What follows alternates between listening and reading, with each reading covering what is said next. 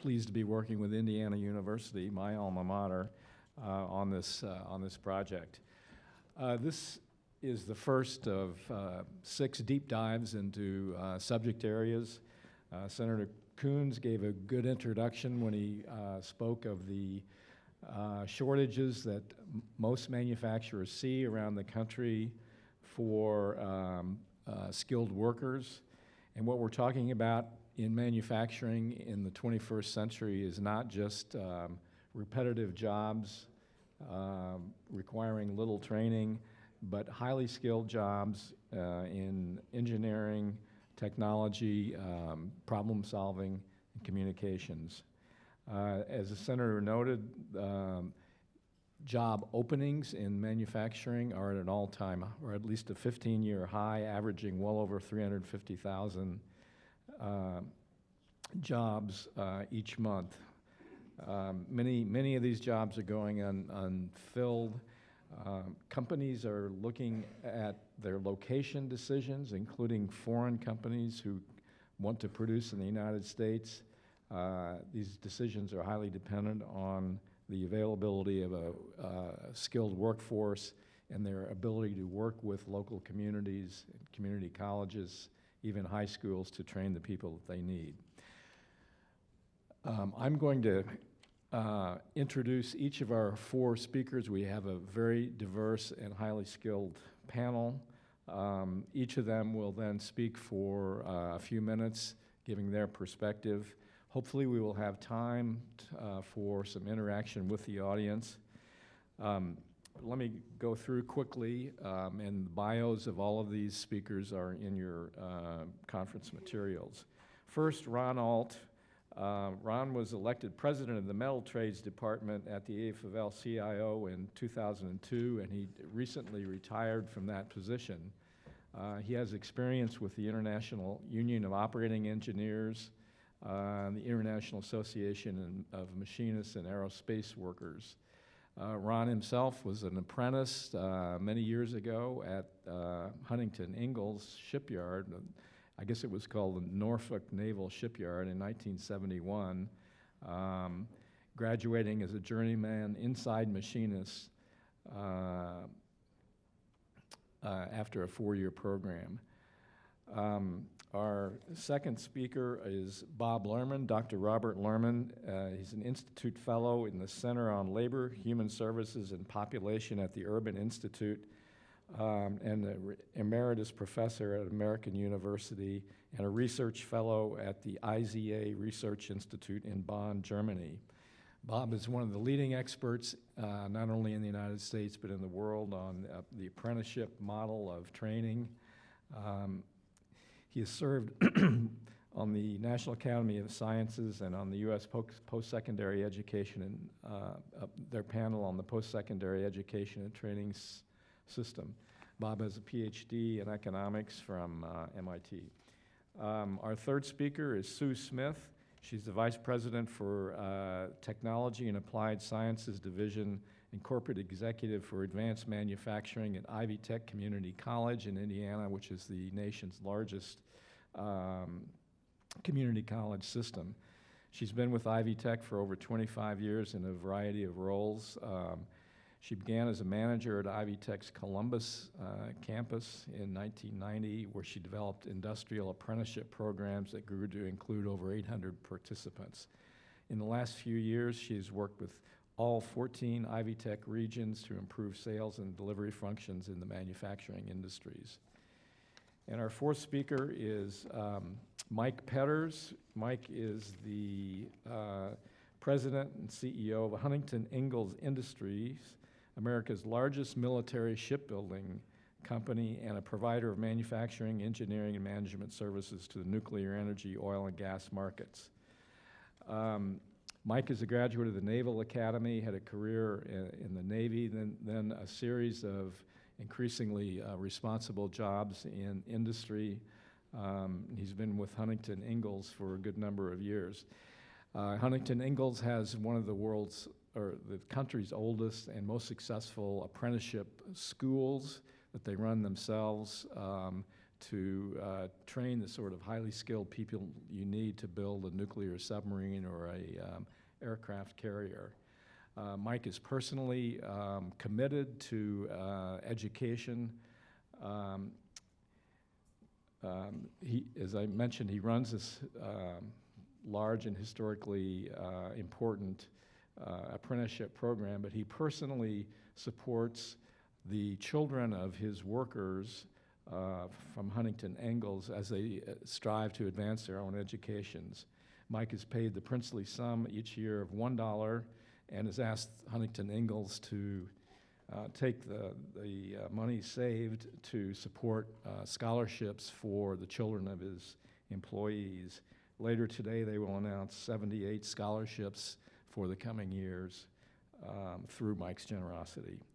So let's start with Ron, and then just go down the line to Bob, Sue, and Mike. At the podium or at the? Why don't we just sit here? It feels much better to sit. Old country boy from the hills of Arkansas, so if I don't sound exactly like everybody else in the room, it's because I sound like God. You know, when he talks, he sounds just like I sound. I want to correct one thing that was in my bio is that I am an apprentice graduate from the Naval Sea Systems Command, which is a federal employee organization. It's not a private sector. The 4 naval shipyards are all government shipyards, and they're all with federal employees. And I graduated through that program at Norfolk Naval Shipyard in Portsmouth, Virginia. And there's a Portsmouth Naval Shipyard in Kittery, Maine, so go figure that one out. Only the Navy. Wanted to bring a different kind of perspective. As a 43-year tradesperson, recently retired July 1st, we don't have really a skills shortage in America. What we have is underutilization of facilities and underinvestment in training. Everywhere that we have our programs through our joint labor management partnership, and I have to say that Huntington Ingalls is one of the best partners that I've ever dealt with. We represent the employees at Ingalls Shipyard in Pascagoula, Mississippi. And by the way, we're bipartisan. We actually worked for and endorsed Thad Cochran in his last election, a Republican senator in the state of Mississippi. So we're a bipartisan organization. We're not for Democrats or Republicans. We're for people that are for our organizations and our members. So, you know, a lot of people think that we're strictly Democrats. Oh no. One of our best supporters is a person from New York, a Republican congressman from New York, and we love him. So there's a lot of bipartisanship in labor, particularly in the trades. Skilled trades is a huge investment. My apprenticeship program cost roughly $100,000 to train me in my 4-year apprenticeship program. And the U.S. government ponied that money up front. And the washout rate was about 22%. So about 22% of every student that came through the program didn't make it. And I was an older student. I just got out of the Navy from Vietnam, and there was no jobs available, so I was tickled to death to get an opportunity to go back in. But it'd been 9 years since I'd been in school, so everything was a real challenge to get the academic part of the stuff done. But I had a leg up. My school offered shop. They offered home economics. They offered all kinds of programs to, I knew what a ruler was for. I could figure out what a 1/16 of an inch was, a 32nd of an inch.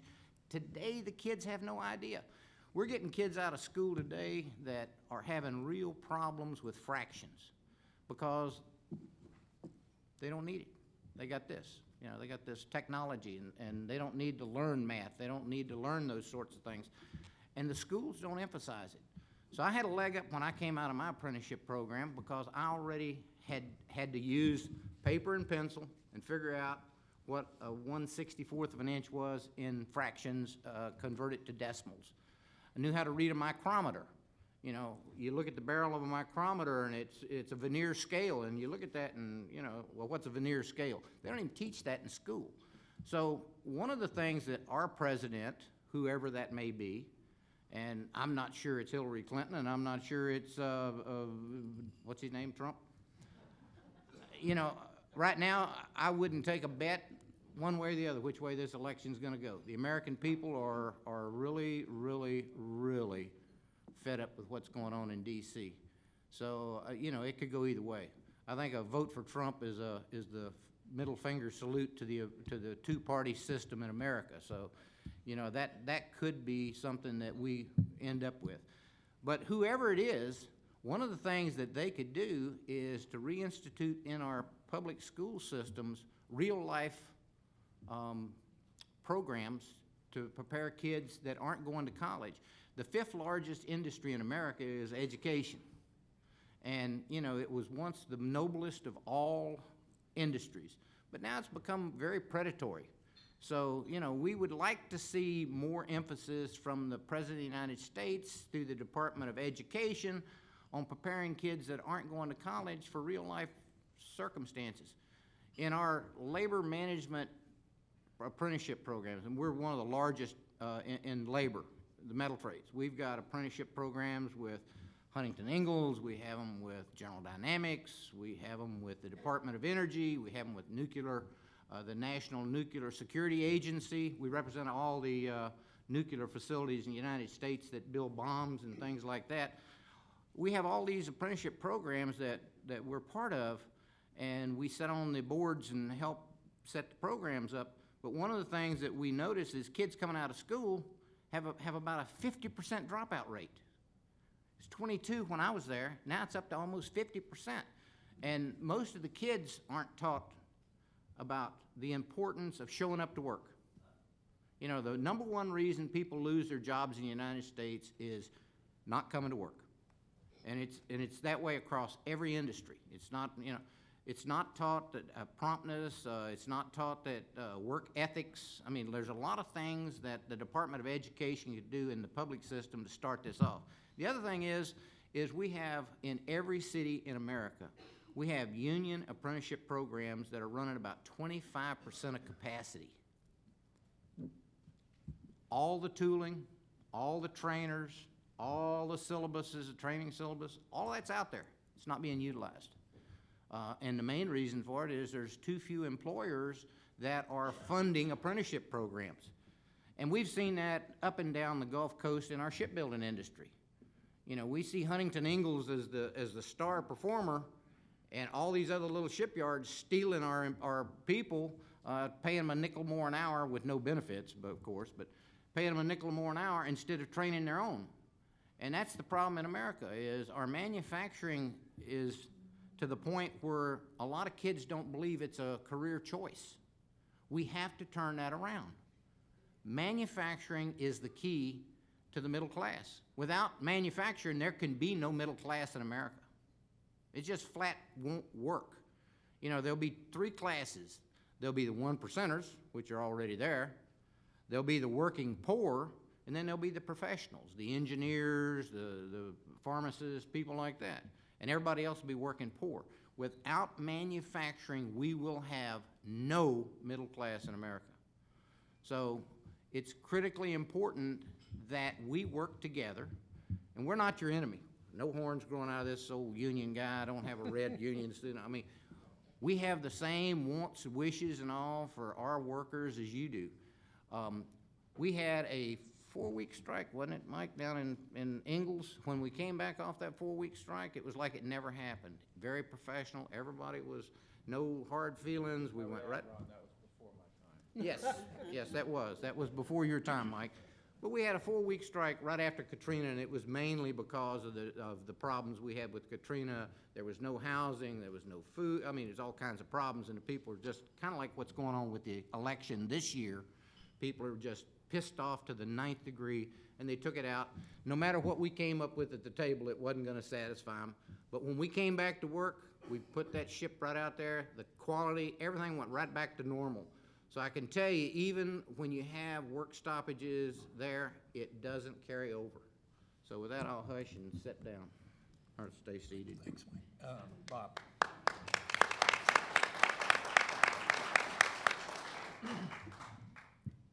Thanks a lot. Thank you for inviting me to speak. I'm fully supportive of the agenda on a robust manufacturing industry.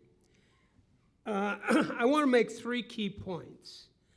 The first has to do with what is the structure of jobs and how the structure of jobs is not independent of the education and training system. Sometimes we think, well, there are these inexorable elements of trade and inexorable elements of robotics, and that's going to drive everything. And that will determine the structure of jobs. That's not true. Firms have choices on how they're going to produce and whether to produce. And the best evidence for this is the experience of different countries. In particular, if you look at, for example, the situation in 2 very high-wage countries that are sometimes competitors, that are sometimes partners, Germany and Switzerland. They're high-wage countries. They have, in fact, they pay higher wages, at least total compensation in Germany exceeds compensation in the US in manufacturing. They have far more jobs in manufacturing as a share of their total employment than we do. The ratio in Germany is 2.4 to 1. The ratio in Switzerland is 1.7 to 1 in the US. So why is that? Why is that? We have to ask that question, and we generally don't ask that question. But we also see another element involved with this issue, which is that these companies, when they do invest, and they like the United States, investment in the United States is very substantial. We always talk about jobs moving overseas. We're never talking about jobs coming in here by foreign investors. But they would do a lot more in terms of job growth if they could find the right structure of education and training and development of skills. Now, whereas Tom was talking about shortages of workers, skilled workers, they find that as well.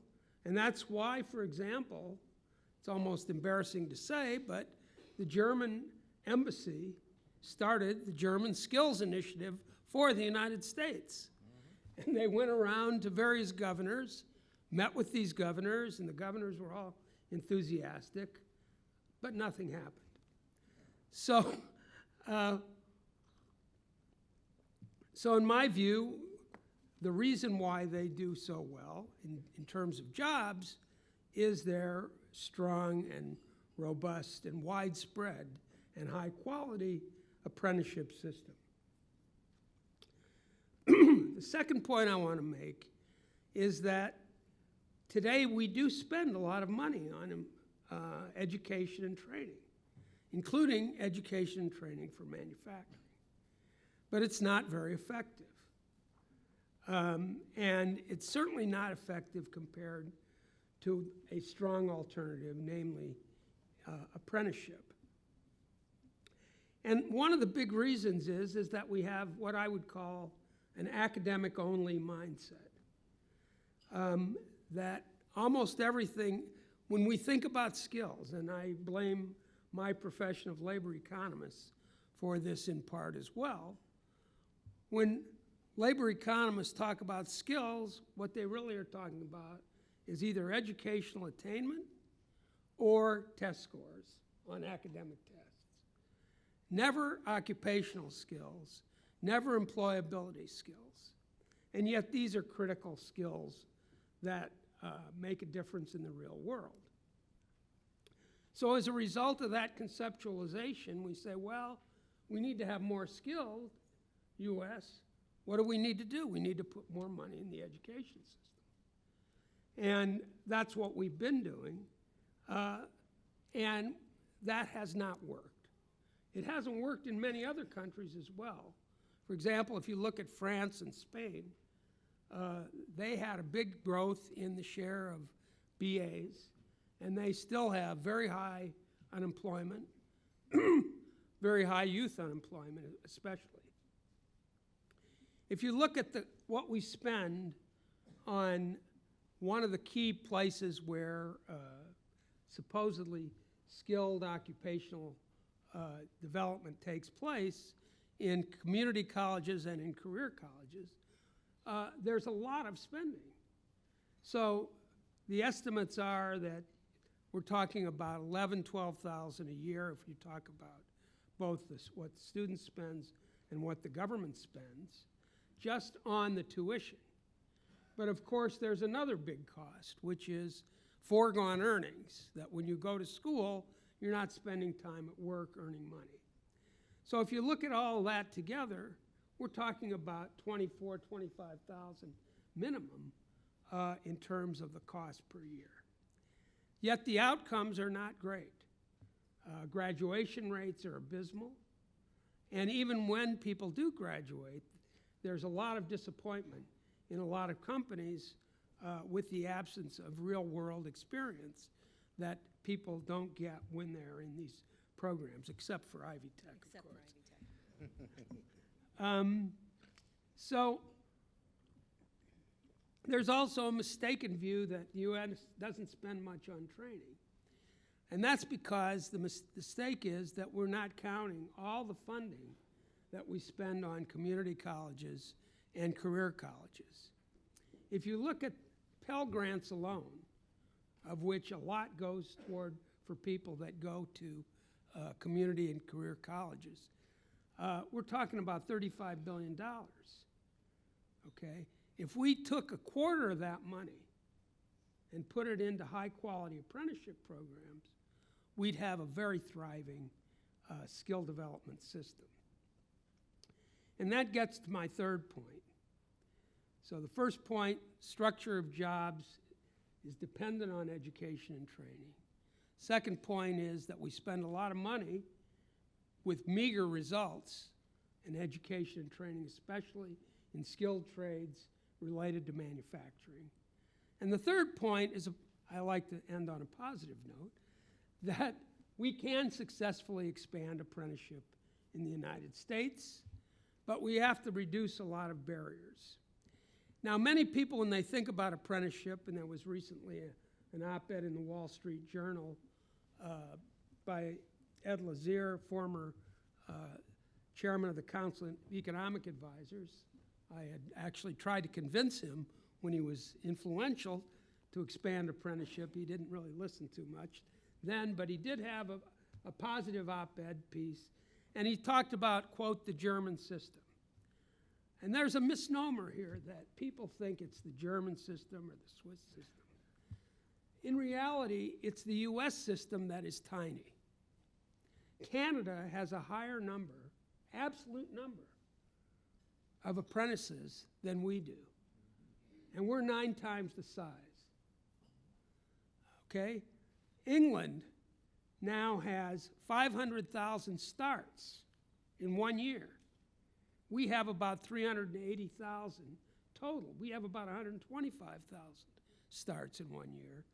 And we're 6, 7 times the size of England. So it's not this idea of Berlin or bust, that you have to adopt the German system whole hog with its dividing people at very young ages. You can expand apprenticeship in other ways. So England has seen a 5-fold increase in the last 20 years, 2.5-fold increase just in the last 10, and in manufacturing there's also a very large increase. In the US, we do see a few places where there is expansion, and by the way, the increases that our White House friend talked about at the beginning came on top of big reductions prior to that. So we're back somewhat where we were. Fortunately, I think there's a growing consensus that apprenticeship expansion is a good idea. The Obama administration has funded some demonstration projects. They've funded a project that we at Urban Institute are working on. I just want to close with a little note on this. What we're trying to do to smooth the way of apprenticeship expansion is develop competency-based standards for competency-based occupational standards for apprenticeship in various fields so that you can have almost like a safe harbor and programs can quickly go through the bureaucracy and get approved. We are doing some occupational areas in manufacturing and are very eager to get feedback on what we've been doing with companies that do manufacturing. So any of your companies that do manufacturing, please pay attention to what we're doing. We'd love to interact with you. You can contact me, or even better, Diane Jones. Her email is djones@urban.org. We started with CNC and Megatronics, but we're just in the very beginning, and we're going to be putting out many more standards in the future.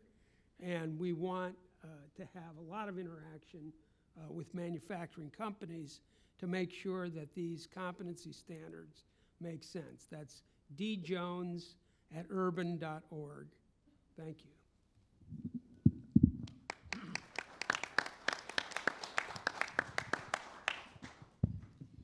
All right, thanks so much for this opportunity. I'm going to come at this at a little different perspective, but I think you'll recognize some recurring themes in our remarks here today. But I work with companies every day, and there are three things that I hear from them. One is that to remain competitive and profitable, they're going to have to improve their production processes. Another one is they're going to have to strengthen their customer relationships, and just last night from Cummins, I heard that they're going to have to strengthen the relationships with their customers' customers. So you know that those two things are important, but the real challenge seems to be finding people with the right skills who want to work in manufacturing. And so that really has become a big issue for manufacturers, recruiting and retaining talent. For example, if you read the paper that Tom put together, you'll find that 30% of the parents in the United States would not or would consider having their students go into a manufacturing position. That's not very many when you think about it, in the needs that are there, and the needs are so great. So companies can control 1 and 2, but they can't control really finding people with the right skills. So we have to have different strategies, and we've heard about some of the apprenticeship models in Germany and Switzerland, and internships and pre-apprenticeships are also very important along those lines. The real challenge with those is we have a number of those in Indiana, but we don't have nearly enough, and we struggle with industrial apprenticeships. The unions are really good at putting apprenticeships together, so building trades, those are great, very high-functioning programs. Industrial trades, not so much. One of the things that is a challenge for industrial trades is that they're not registered programs usually, and without being registered, they quickly fall apart. And so what I would urge us to think about today is how do we incentivize that? How do we get companies to recognize the importance of those apprenticeship programs and to understand that apprenticeship does not mean union? The majority of the apprenticeship programs registered at the DOL today are non-union programs. So we really have an opportunity to get a handle on this skills gap, but we really need a structured way to do that. We're going to have to change the perception of manufacturing. We've heard that already today. I can't stress that enough. We have to change that perception, and it starts with commercials like GE, where the little girl is watching the train go by, and then the voiceover talks about her mother being the one who designed and built the engine. You know, that's a very powerful statement. On October the 5th, there'll be a Million Women's Mentors Conference here in DC. And that's another example of how we can help attract and recruit folks into the trades, into STEM careers. Another thing for companies to think about is to open factories and host events at your facilities. Every company I've been in the last 5 to 10 years, there's nothing like the company that I worked in when I first got out of college. Nothing like it. It's so changed. It's all math-driven, for example, and all the production systems are so well evolved and highly technical. And they're constantly improving because that's what companies do. So I would encourage you to do that. One thing to think about as we attract millennials into companies routinely tell me that they want more leadership and performance management skills taught to their workforce. And that's just new over the last 3 or 4 years, that they want more leadership and performance management. Interestingly enough, those are the things that attract millennials. They want to learn leadership. They want to have more opportunities. So somehow we have to connect those two. And so one way to do that is through marketing campaigns. So also talking to teachers and guidance counselors. I know we all do that routinely. How's that working out, right? So not so well, but I think part of the problem is the incentive at that level, at guidance counselors level, on the metric is to push students into 4-year schools, into universities, and not necessarily in STEM careers, but into universities in whatever career. And that's really a challenge for us to be a sort of a destination for those students if they're being pushed in a different direction by a metric. So maybe we need to come up with another metric, and a metric that focuses on students who go into jobs, students to go into internships, students to go into apprenticeships. What better scholarship is there? And here's an occupation, I'll pay for your training, and then you can work for me. I mean, who would pass up a deal like that? You know, there are good models in the Carolinas, in Kentucky, and in Tennessee. Those models are incentivized. And that's really, I think, what we need to be looking at, ways to incentivize those models. Sometimes that can be a tax credit, state, federal, local. I mean, those are ways to incentivize, but there's another way to incentivize as well, and that's this concept of college for all.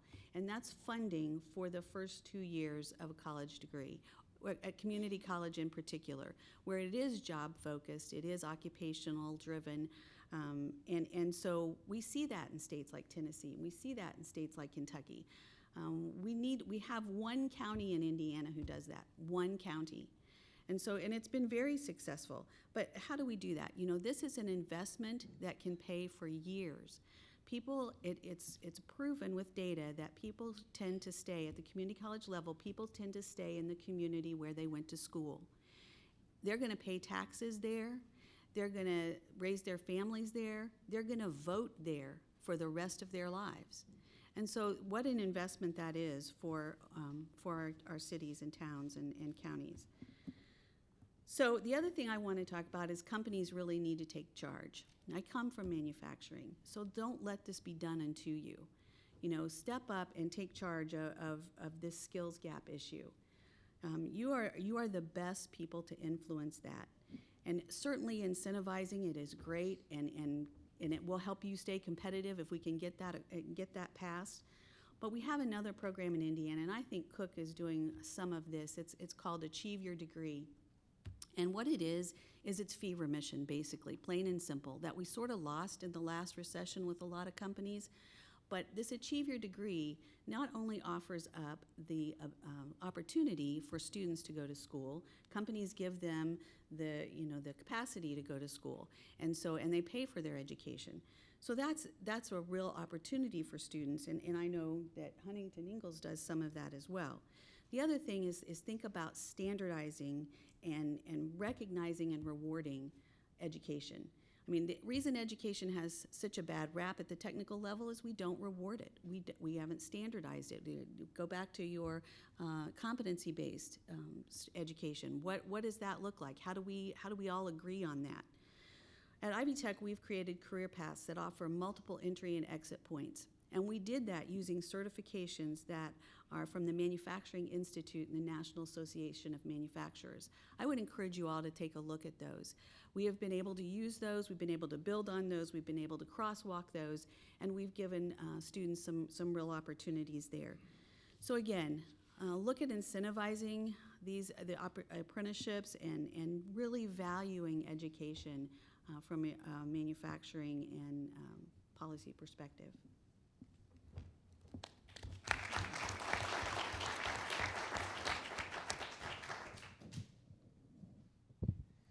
Well, well, thank you. I get to back clean up here, and so all the good things that needed to be said have already been said.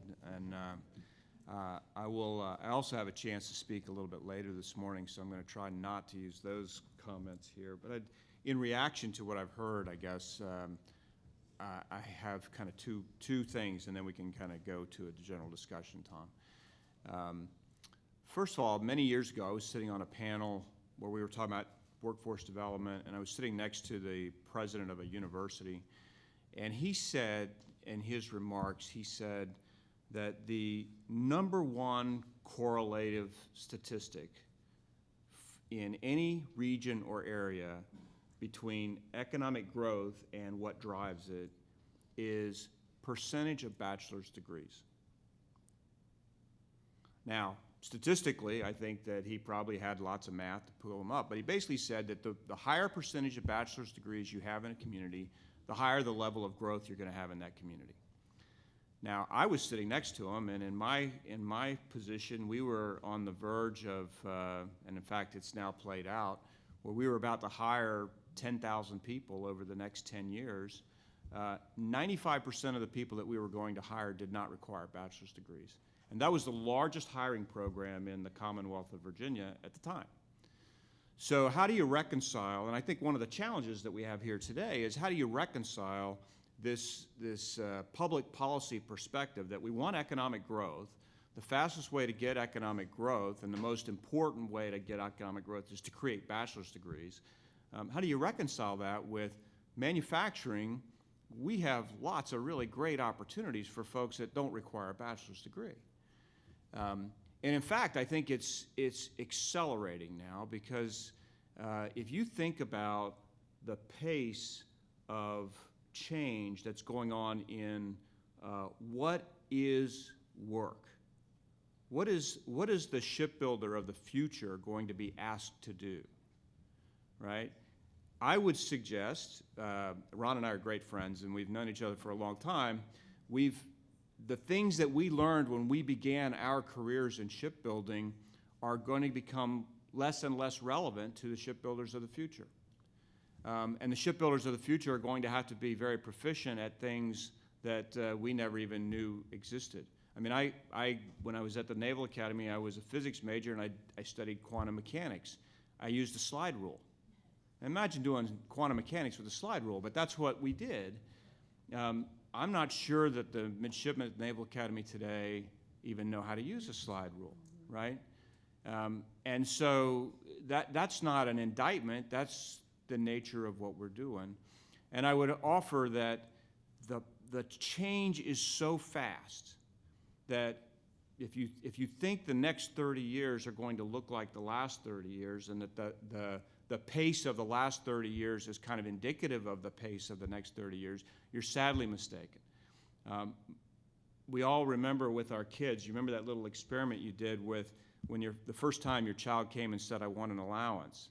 And you said, okay, I tell you what, I'll pay you $1, make a number up, but I'll pay you $1 a month for the next 12 months, or I'll pay you a penny a day and I'll double it every so often. Which would you rather have? Well, the kids always go for the $1, right? But you know that it's the doubling that really is where all of the acceleration is. That's the pace of change we have in this country right now in terms of what work is. It is moving so fast that I think our institutions are even struggling with trying to keep up. And when I say our institutions, I'm not just talking about our community colleges. I'm talking about our companies. You know, great companies have to actually stop and think about what does work of the future look like. And then once you decide kind of what work of the future looks like, then you have to step back and say, how are we going to create a workforce that can actually be successful in that environment? It's one thing for us to be able to do that as the largest employer in Virginia and in Mississippi. It's quite a challenge for a small manufacturer that can barely afford to have the staff that they have get by with what they're doing. And so we're going to talk later about how businesses have to engage with the community colleges and with the workforce development efforts and the governments and the state governments and all those kinds of things to get the workers that they need. But the businesses have to be really clear about what those things are, and they've got to do it with enough lead time to actually get the workers that they want. So I think that's a fundamental challenge that we face going forward, and we're doing that in the backdrop of there's this idea that bachelor's degrees kind of correlate to economic growth, and I think that that's kind of what we're up against here. The second reaction I have to some of this is I think Sue's right. I think that there's a lot of marketing that has to go on, and I think you're starting to see some of this. I think 10 years ago, you could get away with a comment like the correlation is to bachelor's degrees. Now you have presidential candidates talking about apprenticeships. They weren't talking about that 10 years ago. So I think there has been some progress in that, but I think that's an all-hands effort. That's not something that you got to go hope that somebody in the other room does. One of the things that we do at Huntington Ingalls, when you talk about the teachers and reaching out to the guidance counselors, 30 years ago when I came into the business, if you went into one of the public schools in our community, you might actually hear a teacher say, "You need to pass my class so that you don't end up working in that shipyard." What you will hear today is, "You need to pass my class so that you have a chance to work in that shipyard," right? Now, how did that change? A lot of that's changed because the nature of the work changed, but a lot of that changed because the folks in my company reached out to those schools, not just going and talking to the guidance counselors. We actually invite the teachers to come in and work with us for a couple of weeks in the summer and see what the work is all about. That was going on. Actually, that was going on in a program with the shipyard down in New Orleans. That's where I saw it for the first time. And it's one of those things where you say, that's such a great idea. We ought to be doing that. And so we're doing that across the whole company now. And so we went from having third and fourth quartile students applying for jobs to first and second quartile students applying for jobs. That's how you create your own success and how you create a kind of a self-fulfilling prophecy of success. And I think that's an all-hands effort. You can't miss an opportunity to talk about how important this is with the other stakeholders that are out there, the other folks who are trying to influence it, and with the kids that are trying to come along. So with that, I'll yield back the rest of my time and be happy to take questions. I'll just comment that Ron was too modest to admit that it's more difficult on a numbers basis to get into his apprenticeship program than it is to get into Yale. So we have a few minutes for questions from the audience. I see some hands going up. Do we have a microphone? Okay. On this side of the room, Thank you very much. Could you identify yourself and just try to make a brief question? Thank you. Sure. I'm Paula Stern, the Stern Group Incorporated, and I want to thank the entire organization for all of the panels and prior discussions. But my question to this panel relates to the certification issues, which were brought up by at least two of our speakers very specifically. That of what the NAM has, as well as what the Urban Institute is working on. And I'm wondering if you can be more specific as to how we make sure that we have a kind of a universal certification system so that in all 50 states, in all of these different institutions, we have some clarity and guidance so as to really get this thing accelerated. And secondly, I'd like you to relate what you've been speaking about in terms of advanced manufacturing to what the president is doing today with his launching again of this CS Computer Science for All initiative, which has so much to do with skill-based training and education. So if you could put a little more detail around and more specificity, I think would be very helpful. But I congratulate everybody and certainly agree that Hillary Clinton is the only person who is really addressing this subject systematically. We've been working for years trying to institutionalize the apprenticeship programs in shipbuilding in particular. So an inside machinist on the East Coast is the same as an inside machinist on the West Coast. A marine electrician is the same as a marine electrician everywhere. We've had a lot of success with the Department of the Navy. The Navy has embraced this at all their Navy yards. So the training you get at Portsmouth is the same you get at Hawaii. But we haven't had that same success with the private sector, mainly because they don't want it. And I'll let Mike talk about why we've had problems. We're getting a little more cooperation on the Gulf Coast. I think there's a Gulf Coast consortium now that's considering that. But for years, they didn't want it because the cost of labor would go up. Well, just to respond to that,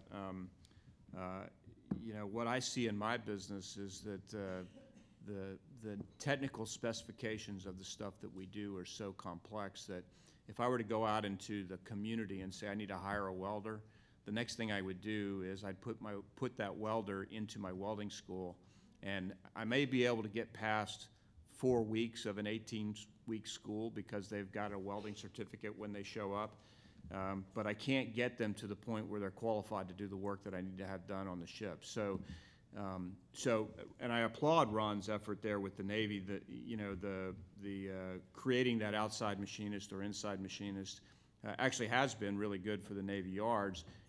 The challenge in the private sector, quite frankly, Ron, is that the technical specifications of the things that we do are so different.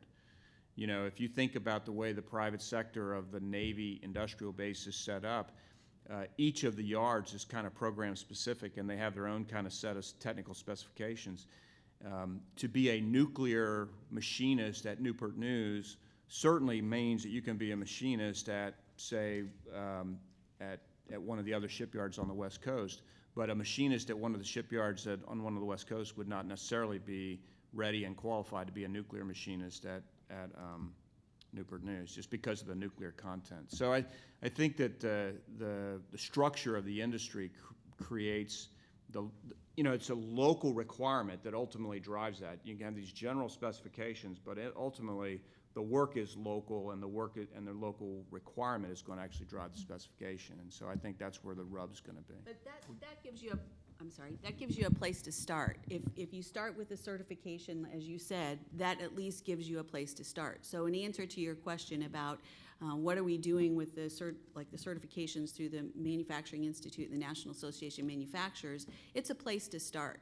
Yes, I understand that Cook and Huntington would have very different needs from a welding perspective.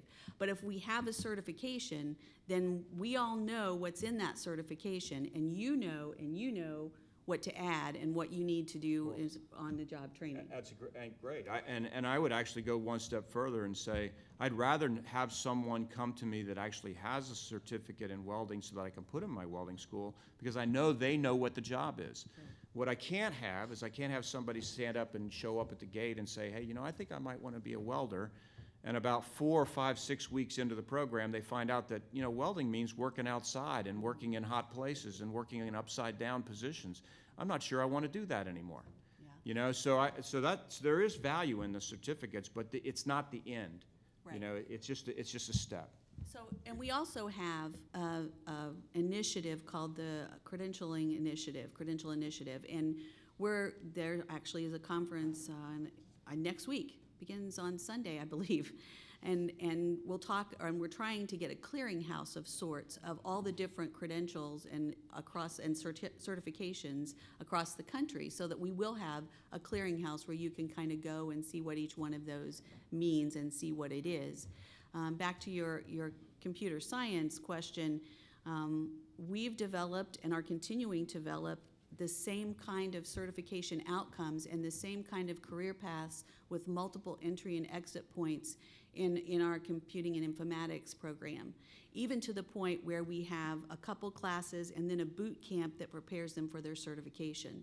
So it's not just about degrees, as you said, in fact, there are lots of great careers that just require a certification or a few classes.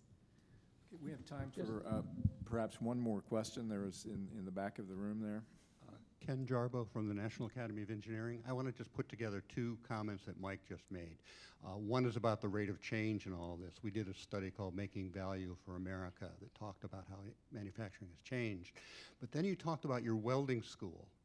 There's a lot of emphasis on apprenticeships, but that's a discrete educational activity. It begins and it ends. Whatever happened to the concept of continual learning?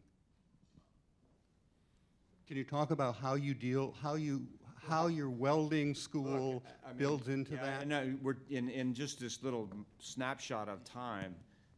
It's hard to convey what actually happens. If you want to be a welder in my business, you got to go through an 18-week welding school. But all that does is get you to be a welder. If you want to be a nuclear pipe welder in my business, you're going to spend 8 years of continuous learning before you ever get close to that qualification. My welders in shipbuilding today have over 500 welding certifications. And you compare that to, say, folks in the commercial shipbuilding business, where you may be able to build a commercial ship with only 5 or 6 welding certifications required. So continual learning is something that we're absolutely focused on. In my company, we have a night school where our folks can go and it's called the School of the Yard. And they can come and they can take classes about things that are happening throughout the rest of the company. All of that, we spend over $100 million a year in my company on workforce training and development. Our apprentice schools are a couple of hundred people out of 35,000, because our apprentice schools turn into the leaders of our company. But all of our craftsmen have to be trained. Nobody shows up at our gate with the ability to do the kind of work that we're going to ask them to do. Okay. And the other thing 30 about seconds. continuing education is it's the hottest button in our union. All of our companies that we deal with, the employees want company-paid continuing education on their professional levels. And it's one of the hottest things going for us is to sit down and negotiate that with our companies, so that the company, if you maintain a passing grade, that the company will reimburse you for the college courses or the professional courses in your professional field. Yeah, and we have that program in Huntington Ingalls. Okay, we have a packed schedule today, and to keep on time, our next speaker is here. I want to thank our panelists and thank the audience for the questions, and please join me in thanking the panel.